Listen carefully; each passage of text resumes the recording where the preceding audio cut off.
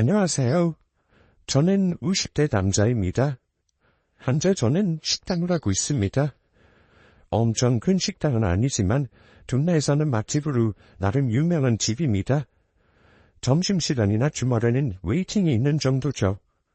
브레이크 타임이나 오픈 전 재료 준비를 하면서 틈틈이 유튜브 사연을 듣곤 한답니다. 정말이지 바람만장한 인생을 겪으신 분들이 많더라고요. 사연 속의 분들 얘기가 제게 위로가 되기도 하지만 일부 사연들은 마치 내가 겪었던 일인 것처럼 가슴이 아파옵니다. 심지어 실제로도 가슴 아팠던 제 과거가 떠오르기도 하네요. 오늘 사연을 적게 된 연유도 제가 겪은 기억을 여러분께 들려드리기 위함입니다. 아직까지도 저와 아내에게 아프게 남아있는 기억이지만 여러분들하고 마음을 나누다 보면 괜찮아지겠죠? 그래서 부끄럽지만 제 이야기를 해볼까 합니다. 제 이야기가 어떻게 들릴지 모르겠지만 재미있게 들어주세요. 그럼 지금부터 제 이야기를 시작하겠습니다. 우와, 성환이 오늘도 잤다고 왔나봐. 얘들아, 이리 와봐. 성환이 도시락에 소시지 엄청 많아. 어린 시절 저는 친구들의 부러움을 한몸에 받는 아이였어요. 제가 어려서부터 남다른 집에서 컸기 때문이죠. 왜냐고요? 꽤 유명한 중견기업 회장이 저희 아버지셨으니까요. 성환이 오늘 학교에서 배운 거 정리해서 얘기해봐라. 네? 그게...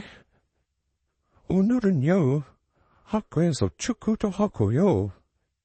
아버지가 그런 거 궁금해서 물어본 거야? 어떤 과목에서 뭘 배웠는지 그걸 얘기해야지. 그래야 그 학교 선생들 수준은 알고 다니냐? 네.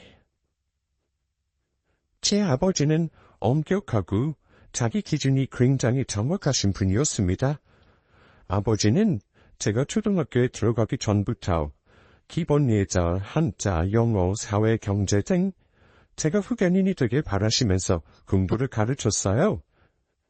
공부하고 예의를 배우고 어떻게 하면 자기 의견을 사람들에게 영향력 있게 펼칠 수 있는지 배우는 이유. 단 한 가지였죠. 성환이 너는 우리 집 유일한 핏줄이야. 그런 만큼 너는 무조건 이 아비티를 이어야 한다. 저는 아버지를 뒤따라 가업을 운영해야 한다는 중압감이 있었습니다. 지금 생각해보면 그땐 아무것도 몰랐던 것 같군요. 지금이라면 절대 그렇게 살지 않았을 텐데 말이죠. 그래도 제 생활면으로는 다른 친구들에 비해 넉넉하게 키워주신 건 감사의 따름이었습니다. 그래서인지 제가 어떻게 처신해야 되는지 알겠더군요. 어려서 눈치도 빨랐고 아버지의 기대에 부응해야겠다는 생각으로 청춘을 바쳤으니까요. 대학도 아버지의 결정으로 경영학을 전공했습니다. 엄마, 나 전공만이라도 내가 원하는 거 하면 안 돼? 그 기대에 맞춰 살다 보니 기계처럼 살아가는 건 아닌가 하며 비틀어질 때도 있었습니다. 상환아, 어려운 거 알잖아. 대학까지만 아버지가 원하는 대로 하자. 그 후에는 엄마가 어떻게든 상환이 너 하고 싶은 미술 할 수 있게 해줄게. 그럴 때마다 어머니는 저를 사랑으로 대해주셨던 분이셨고요. 대학을 졸업하고 세상에 대해 경험도 하고 싶고 연애도 하고 싶고 친구들하고 놀러가기도 하고 싶었지만 꿈은 무너졌죠. 미술은 무슨... 내가 항상 얘기했을 텐데 만원 너 지금까지 이렇게 잘 살아온 게 누구 덕인데 네가 뭐 때문에 이렇게 남부럽지 않게 살았는데 잠만 말고 회사로 들어와. 하지만 대학 졸업 후 저는 아버지의 결정대로 움직여야 했죠. 결국 저는 하고 싶어하던 미술을 뒤로 한 채 아버지 회사로 들어가게 됐습니다. 그래도 이왕하는 거 잘해보기로 결심했어요. 어쩌면 이 분야에서 내가 하고 싶었던 미술을 접목시킬 수 있을지 모른다는 생각이 들었죠. 저희 아버지 회사는 의류회사였기 때문입니다. 그림 그리는 일도 아니고 회사 일은 제가 그렇게 소질이 있는 것 같지는 않았습니다. 하지만 배워보기로 한 거죠. 성원 씨, 여기 이 부분이 잘 안 맞는 것 같은데? 아버지 회사 의류 공장에서부터 일을 배워나가기 시작했습니다. 아주 말단부터 시작했어요. 재단은 어떻게 하는지, 디자이너가 해온 디자인을 실제로 공장에서 어떻게 만들어내는지, 색을 어떤 식으로 입히는지 등등 배워야 할 게 산더미 같았습니다. 하지만 의욕만큼 결과는 나오지 않더라고요. 제가 하고 싶어서 하는 일은 아니어서 그랬는지 능률이 좋은 편은 아니었고 일은 그대고 머리는 아팠습니다. 같이 일하시는 분들은 일은 힘들지만 머릿속은 복잡하지 않은 것 같았는데 저는 머리, 몸, 마음까지 전부 복잡하고 힘들었습니다. 제 공장 생활에서 유일한 낙은 밖에 나와 마스크를 벗고 상쾌한 공기를 마시며 담배를 피우는 그 순간이었습니다. 아내와 처음 만나던 그날도 저는 온갖 기력이 빨리고 풀죽은 모습으로 공장 밖에 앉아 있었습니다. 밖에서 담배 하나 피우고 있는데 경리분이 와서 말을 걸었죠. 몇 살이에요? 복숭아 향이 나던 그 여자는 제게 아이스 커피를 주었습니다. 그 다음날, 또 그 다음날, 제가 밖에서 담배를 피우고 있으면 어떻게 알았는지 커피를 타줬습니다. 그렇게 저희는 쉬는 시간을 통해 서로 가까워졌고, 상냥하고 다정하던 그 여자는 제가 회사에 적응하고 자리를 잡게 도와줬습니다. 그렇게 지내며 저와 그 사람은 미래를 약속하는 사이가 되었죠. 나우 어때? 나름 촬영인다고 했는데 잘 모르겠어. 그리고 이거 흠삼 좋아하실까? 내가 준비하긴 했는데. 그럼 좋아하시겠지. 우도 단조하니 좋아. 어르신들이 딱 좋아하는 스타일이야. 센스 굿. 대망이 그날, 저희는 본격적으로 결혼을 준비하기 시작했어요. 그 첫 번째 스텝으로 아내와 저는 저희 집으로 인사를 갔습니다. 아내에게는 저희 집에 대해서 많은 걸 알리지 않았어요. 어떻게 말을 꺼내야 할까 걱정도 됐고 아내가 놀라지 않을까 걱정했기 때문이었죠. 부모님 없이 크면서 힘들게 살아온 아내이기에 상처를 주고 싶은 생각은 없었습니다. 지금 생각해보면 이런 무자란 제 생각 때문에 아내는 더욱더 상처를 받았던 것 같았죠. 너 너무 떨린다. 자기 척하는 건데 왜 상환 씨가 더 떨려 해? 몰라. 괜히 떨리네. 저희 집으로 가는 게 저와 아내는 희망에 부풀었습니다. 그럴 때 있잖아요. 왠지 모든 게 잘 될 것 같은 느낌? 하지만 저희 동네에 도착하고 저희 집을 향해 걸음을 뗄 때마다 아내는 많이 놀란 눈치였습니다. 제 가정사가 힘들어 공장에 일하다 운이 좋아서 분사로 발령받은 줄 알고 있었기 때문이었죠. 지금 생각해보면 큰 주택으로 들어가니 놀랄 수밖에 없다고 생각이 드네요. 사원 씨, 여기가 자기네 집이라고? 왜 얘기하지 않았어? 미안해. 어떤 식으로 말을 해야 될지 몰랐어. 말을 해줬어야지. 나 지금 바보 된 기분인 거 알아? 일단 왔으니까 인사는 제대로 드리자. 알았지? 미안해 정말. 어떡해? 내가 너무 별 볼 일 없다. 왜 그렇게 생각해? 내가 당신 아니었으면 그 회사에서 버틸 수나 있었겠어? 당신은 나를 이끌어준 대단한 사람이야. 그러니까 이상한 생각하지 마. 저희는 그렇게 약간은 무거운 분위기 속에서 집으로 들어갔습니다. 집에 들어서니 어머니가 저희를 맞이해 주셨죠. 어머니는 며느리 될 사람이 어떤 사람인지 궁금해하는 눈치셨습니다. 아버지는 걱정 어린 눈빛으로 바라보며 집마당 멀리서 담배를 태우면서 서 계셨습니다. 그리고 제가 데려온 제 여자이기에 두 분 다 노력하시려고 하셨던 것 같아요. 하지만 분위기는 차가워지기 시작했습니다. 그래요? 회사에 다닌다고 했나요? 아, 네. 상환기업에 다니고 있습니다. 상환기업? 거기서 뭘 하는데? 순간 아버지 태도가 심상치 않았죠. 상황기업 소속 사무공장에서 경리를 맡고 있습니다. 순간 아버지와 어머니는 많이 놀라신 듯 저를 쳐다봤습니다. 아버지의 표정은 당연히 서늘했어요. 하지만 제가 가장 놀랐던 건 저희 어머니의 표정이었습니다. 분명 나에게 한없이 다정한 분이었는데 정말 차가운 표정으로 제 아내를 바라보고 계셨죠. 내가 거기 회장인 거 알고 있나? 네? 아니요. 몰랐습니다. 아버지는 아주 냉소적으로 물어봤습니다. 아내는 정말 놀라며 저를 쳐다봤고 저는 아무 말도 하지 못했습니다. 일단 왔으니 자린 음식은 들고 가요.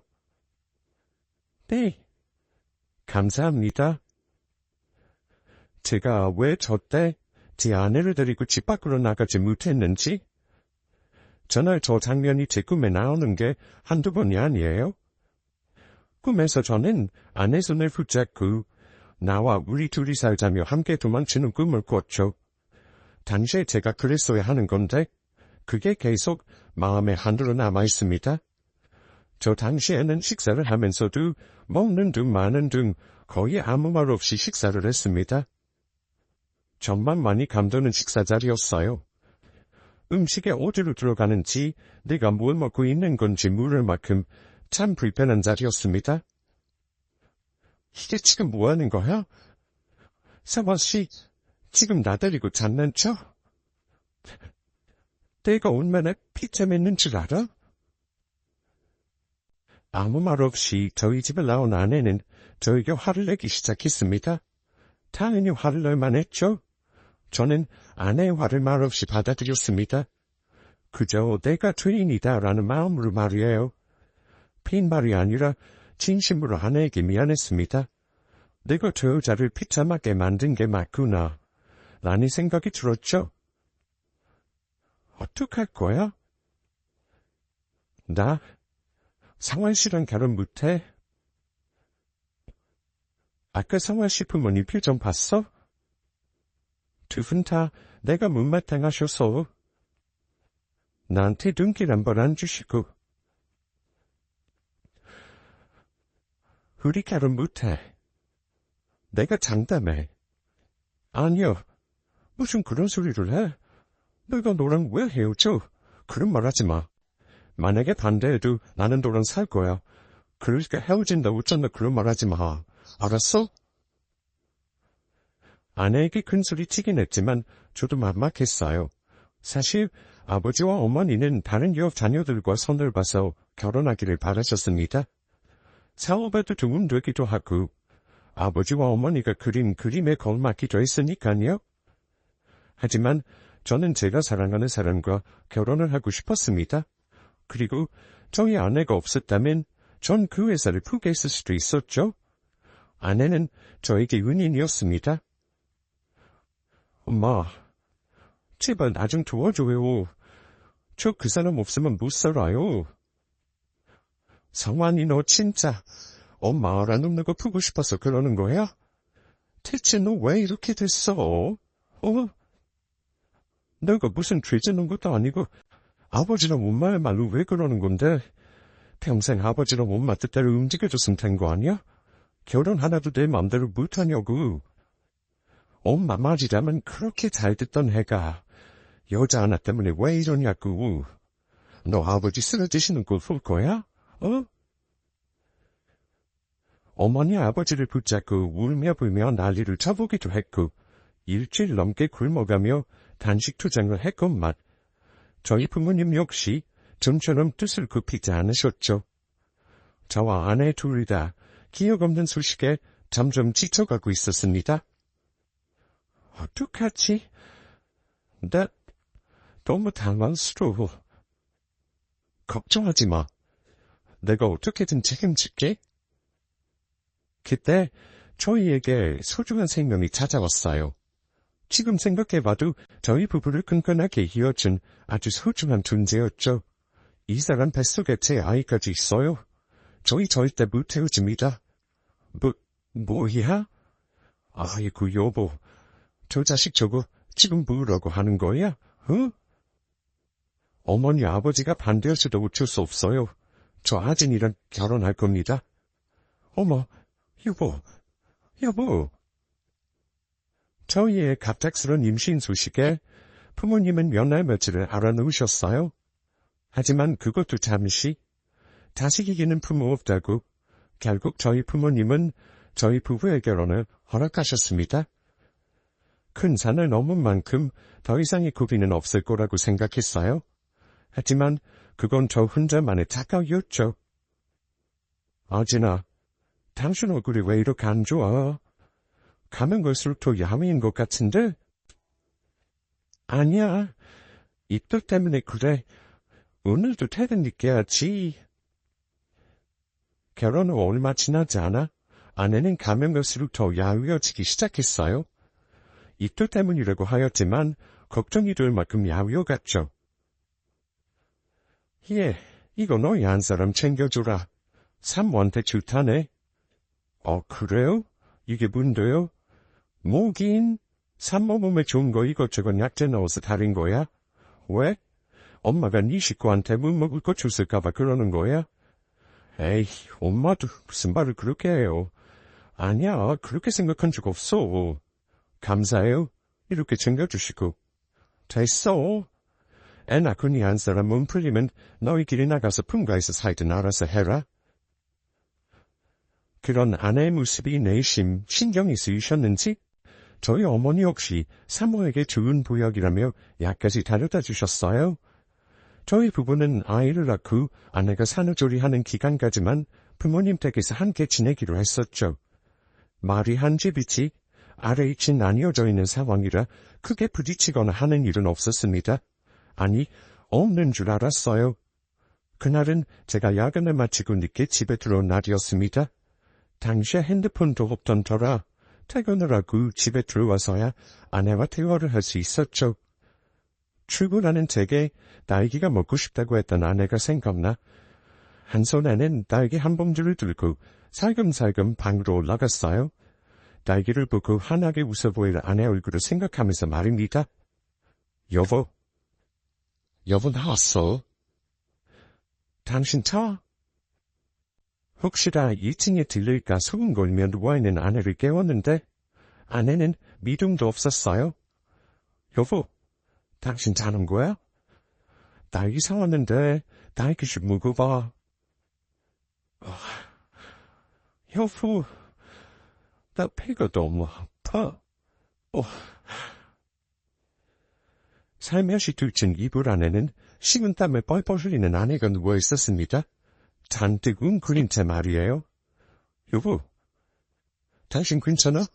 당장 병원 가자. 지체할 필요도 없었죠. 저는 아내를 들쳐업고 당장 경호를 향했습니다. 아내와 뱃속의 아이가 너무 걱정되었던 저는 병원으로 어떻게 운전을 해서 가는지 기억이 나지 않았죠. 다행히 뱃속의 아이와 제 아내는 무사했습니다.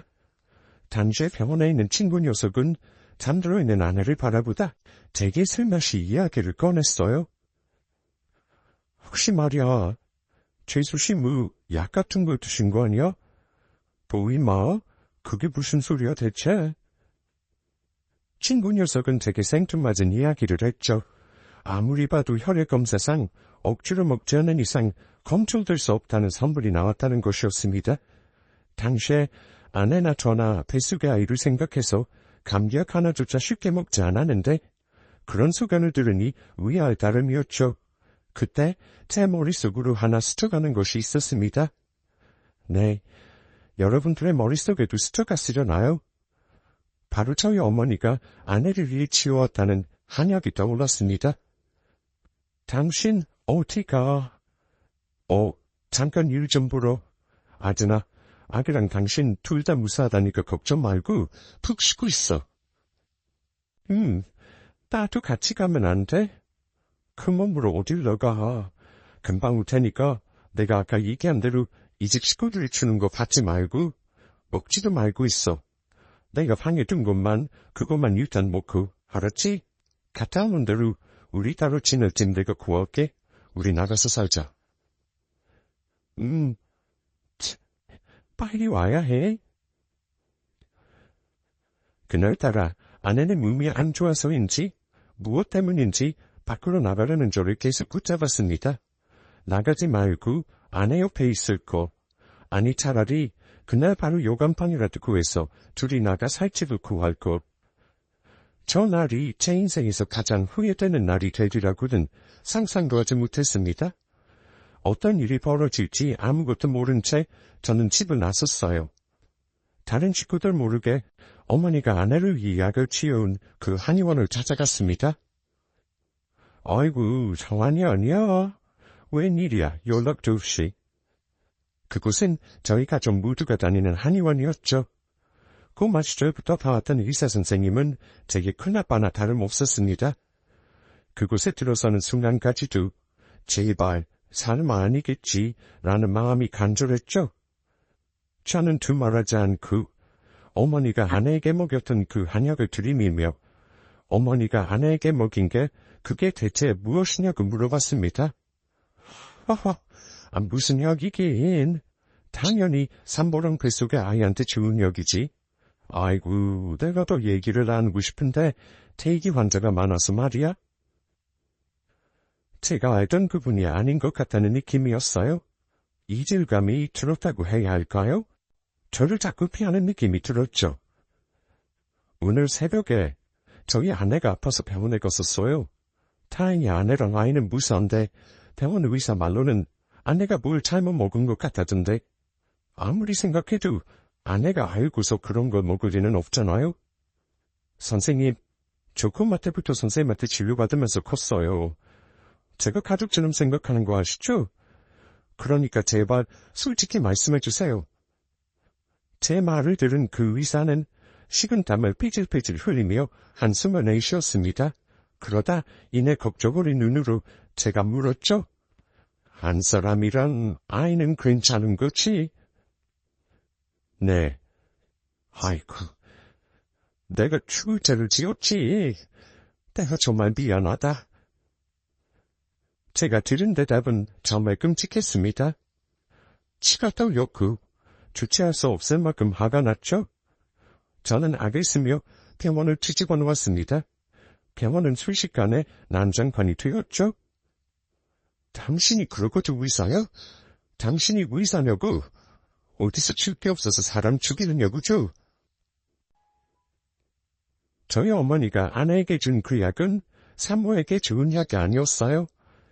아이와 산모를 위험하게 만드는 약이었죠. 병원에서 한바탕 소동 후 저는 집으로 향했습니다. 그 만화 의사놈한테 연락을 받은 건지 뭔지 제 어머니라는 사람은 거실 소파에 앉아 저를 기다리고 있었죠. 예, 성원아. 네가 무슨 말을 듣고 왔는지 모르겠는데 일단 앉아서 엄마랑 얘기 좀 하자. 저희 오늘부로 나가서 지낼게요. 그리고 앞으로 별일 없을 겁니다. 예, 성원아. 아들. 어머니의 부름을 무시하고 2층에 있는 저희 방 안으로 들어갔어요. 여보, 일단 우리 필요한 짐 먼저 챙기자. 경솔함은 제가 찾기도 전에 방문 앞에서 저를 기다렸을 아내인데 방 안에도 2층 어디에도 1층에도 마당에도 집안 어디에도 아내의 모습을 볼 수 없었어요. 저는 미친 사람처럼 온 집안을 다 헤집어대기 시작했습니다. 얘가 정말 왜 이래? 갑자기 집을 나가겠다더니 왜 집안을 헤집고 다녀 갑자기? 아유 성환아 너 왜 이래? 아줌마 봐서라도 좀 진정해봐. 어? 저를 많이는 어머니와 가사도우미 이모님의 말소리는 하나도 들리지 않았어요. 사라진 아내 생각뿐이었죠. 짧은 글이 적힌 메모 하나도 남겨두지 않고 아내는 그렇게 사라졌습니다. 너 정말 이럴 거야? 아내가 떠나고 난 뒤 저는 충격을 받아 병원에 누워있게 되었어요. 정확히 말하자면 아내가 그렇게 집을 나가고 몇 개월 내내 술에만 매달려 있었죠. 아침이 오면 미친 사람처럼 집을 나서서 서울을 어느 날은 아내 고향까지 미친 듯이 아내를 찾아다녔습니다. 그러다 저녁이 오면 술로 아내에 대한 그리움을 달랬죠. 부모님은 그냥 두었다가는 제가 죽을지도 모른다는 생각에 저를 병원에 입원시켰습니다. 하지나, 유후, 터지는 거야 대체. 하지나, 상환아, 너 이러다 큰일 나. 제발 정신 좀 차려, 어머니가 찾아와 병간호를 해주셨지만 저는 계속해서 울음이 멈추질 않았고 늘 죽을 것 같다고 생각했습니다. 한 해가 가고 두 해가 가고 어느 순간부터 저도 포기를 하게 되었죠. 늘 의존했던 술도 서서히 끊었습니다. 내가 강해져야 아내와 내 아이를 다시 만날 수 있을 거란 생각이 들었거든요. 남편 두고 집 나간 여자, 더는 그리워하지 말아라. 우리란 인연이 아니었던 거야. 너도 이제 그 말하면 됐어. 더 좋은 여자 만나서 새롭게 시작해. 아무리 부모여도 남은 남인가 봅니다. 어머니와 아버지는 이미 떠난 사람이 있고 새 출발하라며 이면식 없는 여자들 사진을 내밀었어요. 내가 알아서 살게요. 앞으로 내 인생에 두 번 다시 관여하지 마세요. 저 어머니 아버지 위해서 회사 일하는 거 아니에요. 내가 하루라도 빨리 그 회사에 자리 잡아서 내 마음대로 살려고 하는 거니까 앞으로 제 인생에 관여하지 마세요. 아내가 떠난 이후로 저는 잘 웃지도 않았고 울지도 않았습니다. 감정 없이 살아갔죠? 그러다 우리 아이가 태어났다면 저만 했으려나 싶은 또래의 꼬마들을 볼 때만 미소를 지을 뿐이었습니다. 어느 순간부터 제 부모들도 저를 포기했죠. 그렇게 저는 살아도 사는 게 아닌 삶을 살기 시작했습니다. 죽을 날만 기다리며 살았죠. 그렇게 시간은 흘러 17년이라는 시간이 되었습니다. 몇 분이서 오셨어요? 예, 혼자입니다. 돼지국밥 한 그릇만 주세요. 재작년 3월, 저는 부산에 내려가게 되었어요. 새로 지는 공장 때문이었죠. 서울을 벗어나니 죽음은 살 것 같더군요. 진작 서울을 벗어날 걸 왜 그리 고통스러워하며 살았는지 참 멍청하다는 생각이 들었습니다. 특히나 부산은 아내의 고향이기도 해서 저한테는 더욱 특별한 곳이었죠. 상환씨, 우리 아기 태어나면 꼭 부산 내려가서 살자. 그래 그러자. 우리 아기한테 바다도 실컷 보여주고. 아기가 태어나면 꼭 자기 고향으로 내려가 살자던 아내였는데 17년이 지난 제 옆엔 아무도 없었죠. 실제로도 아무도 없었습니다. 혼자 지내다 보니 밥은 늘 사먹는 편이었어요. 그날도 어김없이 끼니를 해결하러 눈에 보이는 곳 아무 곳이나 들어갔죠. 영업하시나요? 꽤 늦은 시간에 들어간 식당이라 영업을 하는지를 먼저 물어봤어요. 식당 주인은 부엌안에서 정신이 없는 듯 했죠. 네, 편하신 자리에 앉으세요. 자리에 앉아 어김없이 국밥을 먹었습니다. 참 맛있는 국밥이었어요. 다른 손님들은 슬슬 자리에서 일어나 식당을 빠져나가고 있었죠. 사장님, 얼른 들어가세요. 오늘 너무 무리하셨어. 가게 종업원들도 슬슬 마감을 준비하는 눈치였죠. 하하, 그럴까요? 미안해요. 그럼 나 먼저 들어가요. 익숙한 목소리였어요. 고개를 들어 소리나는 쪽을 본 저는 그대로 다시 고개를 푹 숙였습니다. 심장이 미친 듯이 뛰었고 어찌할 바를 몰랐어요. 제가 본 그 여자는 17년 전 저를 떠난 제 아내와 너무 닮아 있었기 때문입니다. 다 먹지도 못한 채 허겁지겁 그 여자의 뒤를 따라 나섰어요. 무슨 정신이었는지도 모르게 그냥 그 여자를 놓치면 안 된다라는 생각이 들었죠. 하진아, 여보, 하진아. 입 밖으로 나오지 못하는 소리는 제 목 언저리에서 계속 맴돌 뿐이었습니다. 얼마나 따라갔을까요? 그 여자에게 말을 붙이려는 그 순간 누군가 제 목덜미로 휙 낚아챘습니다. 아저씨 뭐예요? 문 대잡고 사람들을 밟아요. 에? 고등학생 진 돼 보이는 남학생이었어요. 당황한 것도 잠시, 마치 슬로우 모션처럼 그 학생의 모습이 하나하나 제 눈에 들어오기 시작했습니다. 최우진이라는 명찰을 단 학생이었죠. 피는 물보다 진하다고 바로 알 수 있었어요. 이 아이, 내 아들이다 라고 말입니다. 덜덜 떨리는 목소리는 눈치 없이 새어나왔습니다.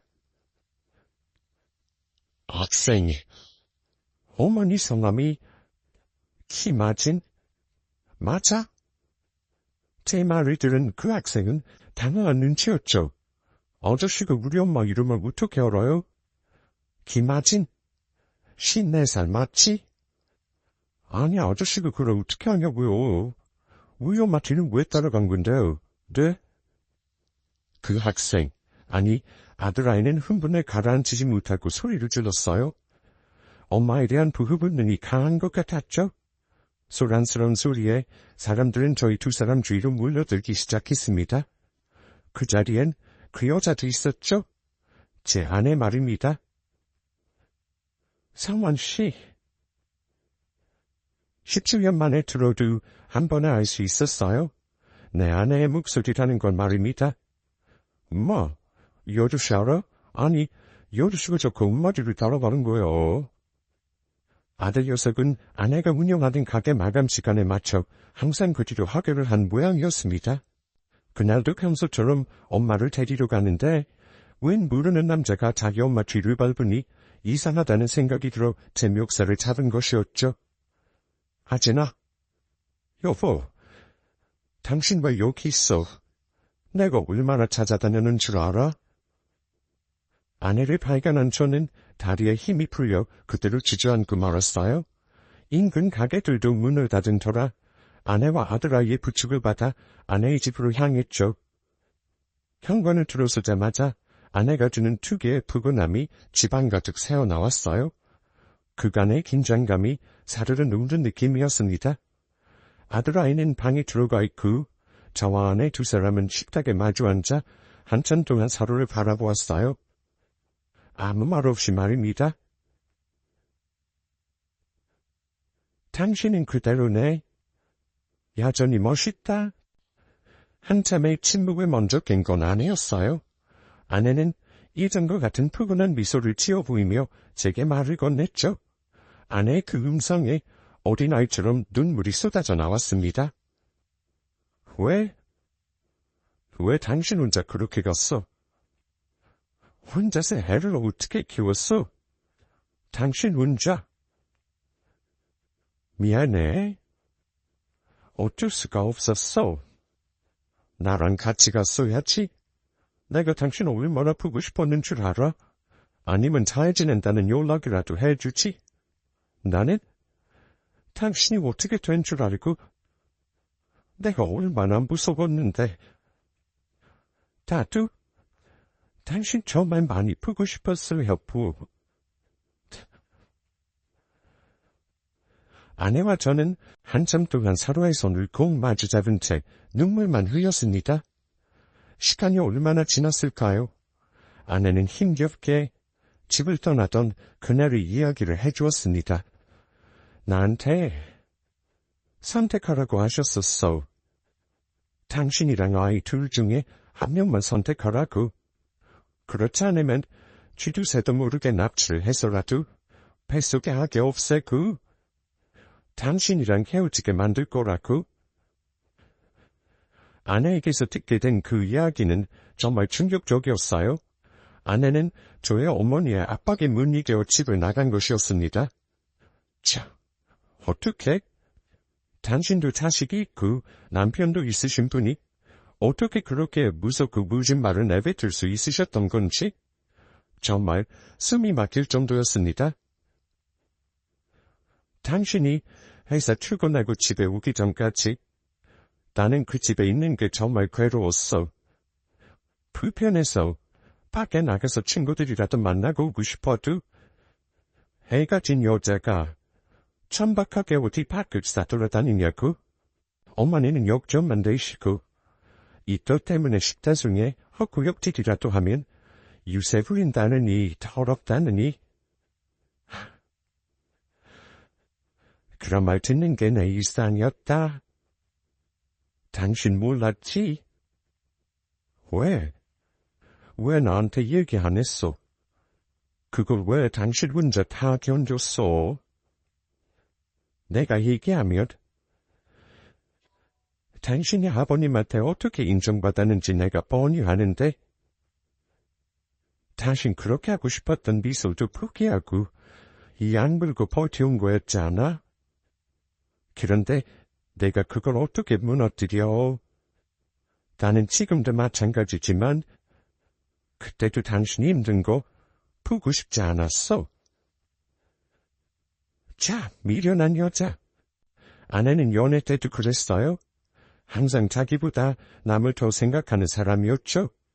뭘 먹으러 가도 제가 좋아하는 것, 제가 타고 싶어하는 곳을 먼저 얘기했던 사람이었습니다. 그래요. 제가 못난 놈이죠. 아무렇지 않게 웃어 보여도 한 번이라도 더 아내에게 정말 괜찮은 거 맞냐고 물어봤어야 했는데 제가 아내를 지키지 못했습니다. 위의 내용 외에도 아내는 저희 어머니한테 많은 괴롭힘을 당했었어요. 집에 가정부가 있는데도 아내를 시켜 이불 빨래를 하게 했고 집안 품이 떨어진다며 편한 옷을 입고 쉬게도 못하게 했대요. 아내는 자기가 조금만 더 참으면 나아지겠지, 아이가 태어나면 좀 더 예뻐해 주시겠지 했답니다. 장사 그만하고 나랑 같이 서울에 가자. 그게 싫으면 여기에 같이 있자. 당신 그동안 하고 싶었던 거 실컷 하면서 편하게 지내. 응? 됐어. 나 장사하는 거 좋아. 내가 그날 빈털터리로 집 나왔던 날 내 주머니에 얼마가 있었는 줄 알아? 딱 3만 원. 딱 3만 원 있었어. 뱃속에는 있지, 돈은 없지. 너무 서럽더라. 그날따라 국밥은 또 왜 이렇게 먹고 싶은지. 이걸 먹으면 당장 오늘 내일 잘 곳은 어떻게 하나? 우리 애랑 나는 어디서 어떻게 살아야 하나 막막하더라. 그때 나랑 우리 우진이 걷어주신 게 기차역에 있는 국밥집 사장님이야. 자기 딸 생각난다고 자리 잡을 때까지 지내라고 그렇게 나랑 우진이 걷어주셨어. 아내는 장사를 하는 게 좋다고 했습니다. 서울에는 가고 싶지도 않다고 말이에요. 아내는 장사를 하면서 미혼모 독거노인, 결식아동을 돕는 일을 같이 하고 있었죠.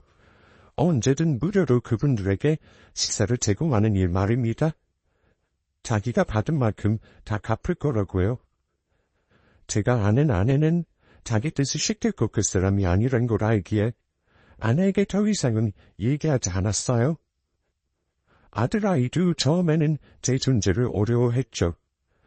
저는 그런 아들아이를 기다려주며 천천히 다가갔습니다. 제가 서운한 거로고는 우리 아이가 어떻게 커왔는지 그 과정을 아내와 함께하지 못했다는 게 그게 서운했어요. 여채우진, 또 뭐함? 뭐가? 누구? 너희 삼촌이셔? 아니, 우리 아빠. 으이씨, 너 누구한테 인사할 줄도 모르냐? 안녕하세요, 저 우진이 돌진이에요. 아들아이와 서서히 거리를 좁혀가던 어느 날 함께 길을 걷던 중 아들 녀석의 친구와 마주하게 되었죠. 아유, 친구 녀석이 저를 가리키며 누구냐고 묻는데 얼마나 긴장이 되던지요. 아들아이는 저를 잠깐 바라보다 자기 아빠라고 소개해줬습니다. 그날 얼마나 기뻤는지 집에 돌아와서 내내 아내에게 자랑했어요. 아들에게 인정받은 기분이란 아마 아이가 태어난 그날 처음 아이 얼굴을 본 아버지들이 느끼는 감정과 같을 거라고 생각해요. 정말 감동적이었고 새롭게 태어난 기분이었죠. 아들 녀석 그리고 사랑하는 아내가 옆에 있는 하루하루가 정말 행복했습니다. 하지만 제겐 해결해야 할 문제가 남아있었죠. 아니, 사과를 받아야 할 문제라고 해야 맞겠네요. 저 아진이 만났어요. 어머니 아버지 손자 우진이도요. 저는 서울에 있는 부모님에게 전화를 걸어 모든 상황을 알렸습니다. 그리고 어머니가 제 아내에게 한 행동을 들은 것도 말이에요. 말씀 좀 해보세요. 왜 그랬어요? 제 말을 듣던 어머니는 한참 동안 아무 말이 없었죠. 소화기에서 들려오는 거라곤 깊은 숨소리뿐이었습니다. 하진이 좀 바꿔줄래? 한참의 침묵 끝에 제 어머니가 하신 말씀은 제 아내를 바꿔달라는 말이었습니다. 직접 사과를 하고 싶다고 말이에요. 왜요? 이번엔 또 무슨 말을 하시게요? 또 우진이 가지고 그 사람 협박하시려고요? 안 돼요. 제가 살아있는 한 절대 못 그러실 거예요. 죽을 때까지 아진이랑 제 아들 건드리지 말라고 연락드린 거예요. 어미가 미안하다. 내가 그때는 너무 못났었어. 그저 내 자식한테 욕심만 많아서 내가 남의 자식 귀한 줄 모르고 상처만 줬다. 내가 정말 미안하다. 사완아, 네 한 사람한테도 내가 정말 미안해. 어미가 죽을 죄를 지었다. 저희 어머니는 한참 동안이나 흐느끼셨습니다. 아내와 아들아이에게 정말 죽을 죄를 지었다고 말이에요. 어쨌든 저는 안 돌아갑니다. 회사고 뭐고 저는 다 필요 없어요. 이만 하려고 전화드린 겁니다. 없는 자식이다 생각하시고 두 분이 잘 지내세요. 사완아. 그래, 어미가 너한테 면목이 없어. 회사 물려받지 않아도 돼. 다만 우리가 너희 식구한테 도움이라도 줄 수 있게, 너희 편하게 살 수 있게 두고 싶어. 저희 부모님은 힘들게 장사하지 말고 서울로 올라와서 편하게 지내라고 하셨습니다. 당신들이 지은 죄에 어떻게든 갖고 싶다고 말이에요. 아내는 지금이 좋다고 했어요. 아내가 좋다면 저는 두말할 것 없이 좋았기에 부모님의 제안을 거절했습니다. 회사도 물려받고 싶지 않고 서울로 돌아갈 일도 없을 거라고 말이에요. 그래, 우리가 너희한테 무슨 면목이 있겠냐. 정말 미안하구나. 그때 제 아내가 댁에서 전화를 빼앗아 들었습니다. 올 것이 왔구나 싶었죠? 저예요. 소화기 너머로 무슨 말을 듣는 건지 들을 수 없었지만 아내의 표정으로 알 수 있었죠? 어머니가 계속해서 사과를 하고 있다는 걸 말입니다. 아무 대답 없이 듣기만 했던 아내는 울먹이는 소리로 말을 이어나갔어요. 저 그때만 생각하면 아직도 손이 덜덜 떨려요. 그런데 제가 우리 우진이 낳아보니까 그때 어머니 아버님이 상화 씨를 얼마나 사랑했는지 조금은 이해가 되더라고요. 물론 저라면 우리 우진이가 좋아하는 사람한테 그렇게 안 했겠지만요. 당장은 뵙고 싶진 않아요. 그래도 내년에는 저희 가게에 국밥 드시러 오세요. 이만 끊을게 해요. 통화를 마친 아내는 그대로 주저앉아 펑펑 울었습니다. 이제야 마음의 운머리가 풀어졌다고 말이에요. 진짜 사과를 받았다면서 말입니다. 당장은 어렵겠지만 나중에 마음의 여유가 생기면 그때는 밥 한 끼라도 같이 먹을 수 있을 것 같다고 말이죠. 그렇게 저희 세 가족은 17년이라는 세월이 지나고 나서야 함께하게 되었습니다. 지금 저희 가족은 국밥집을 계속 운영하고 있어요. 달라진 점이 있다면 아내의 국밥집이 꽤 커졌다는 것과 아내의 이름으로 미혼모를 지원하는 자그마한 부부소가 지어졌다는 거죠. 어떻게든 죗값을 치르고 싶다던 저희 부모님이 한사코 지어주셨어요. 물론 모든 명의의 대표자는 다 아내 이름으로 말입니다. 참, 제 자리를 찾는 데까지 이렇게 오랜 시간이 걸릴 줄이야. 너무 긴 시간이 걸렸네요. 그렇지만 저는 지금 주어진 제 삶이 진짜 제 삶이라는 생각이 듭니다. 정말 행복하고 모든 게 감사할 따름이에요. 어렵게 찾은 이 행복, 건강하고 항상 사랑만 가득할 수 있도록 늘 노력하겠습니다.